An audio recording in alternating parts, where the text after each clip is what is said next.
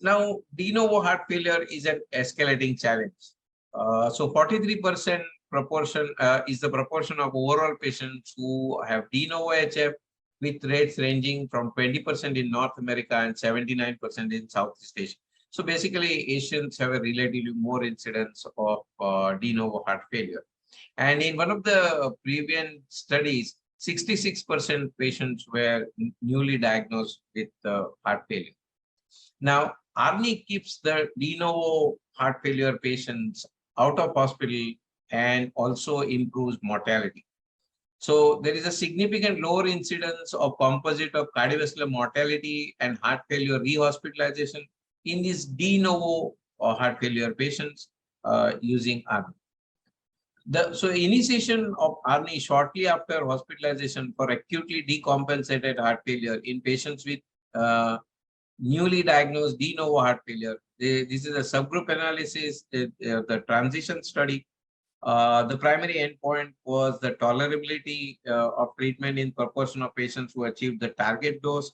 And secondary endpoint was this initiating shortly after hospitalization in newly diagnosed, the proportion of patients who received and maintained any dose for about between 2 to 10 weeks, and any incidence of discontinuation of treatment. So what we find is that sacubitril valsartan or ARNI improves echocardiographic parameters in the de novo hospitalized HFrEF patients. So if you look at the main parameters, that means the ejection fraction being obviously the most important parameter. So you can see that the ejection fraction is significantly better. So the yellow bar, if you look at the percentage of patients who had an LVAF which increased more than 50%, that is significantly higher. If you look at the end diastolic dimension reduction, which is another important parameter of improvement in left ventricular left ventricular function, you can see that this is far better in the ARNI. So ARNI improved cardiac remodeling and pump function more effectively as compared to ACE inhibitor ARB in the de novo patients. Now, if you look at the HSTNT values, HSTNT also is to some extent indicates the myocardial damage or necrosis, and it is one of the markers for prognosis in heart failure. So what you find is that there is a significant reduction in the HSTNT concentration with ARNI in the de novo hospitalized patient with HFrEF. So the ARNI is definitely superior in that context. Now, more de novo than prior HFrEF patients achieved the target dose at week 10, that is 56 to 45%, with a relative risk ratio of 1.3, and fewer had ACEIs and permanent treatment discontinuations. So if you look at the comparison of de novo versus prior HFrEF, so this is not comparison of one drug or another, but the comparison of de novo versus the prior HFrEF or the chronic heart failure patients. And so you find that the de novo HFrEF was able to achieve target dose in more percentage of patients. So the transition study showed that first-line initiation of ARNI in de novo HFrEF alongside other guideline-directed therapies is quite feasible and is associated with better risk-benefit profile than in patients with chronic or prior HFrEF.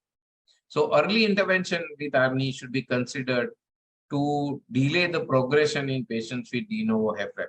So what we now we have newly learned is that the treatment should be started as early as possible. It is quite feasible to start it, and it is quite well tolerated. So this is the most important aspect of it. If you look at the treatment algorithm of heart failure, so the ARNI is the preferred choice as the foundational therapy along with beta blocker and diuretics. ARNI is now also recommended in newly diagnosed and ACE inhibitor ARB naive patients. So these are the other sort of drugs that can be given.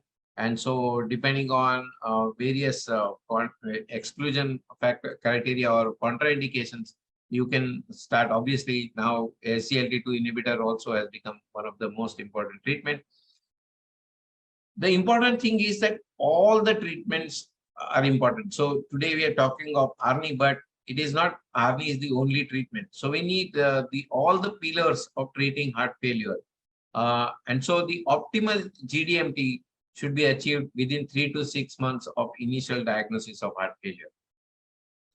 Now, the EAC 2021 guideline recommends ARNI as the first line of therapy in hospitalized patients, and ARNI may be considered as first line of therapy instead of ACE inhibitor in patients. And I think that this aspect is pretty clear, that now we don't need to start with historical sequencing of treatment, but rather we should start with the most effective drug. So this is the 2022 guideline, AHA-ACC guideline for management of heart failure. Recommendations for renin-angiotensin system inhibition with ACE inhibitor, ARB or ARNI. So it's a 1A indication that in patients with HFrEF, use of ARNI is recommended to reduce morbidity and mortality. The patients with previous or current symptoms of HFrEF, ACE inhibitor for the same purpose when ARNI is not feasible, and when you both are not feasible, then only we should use the ARB.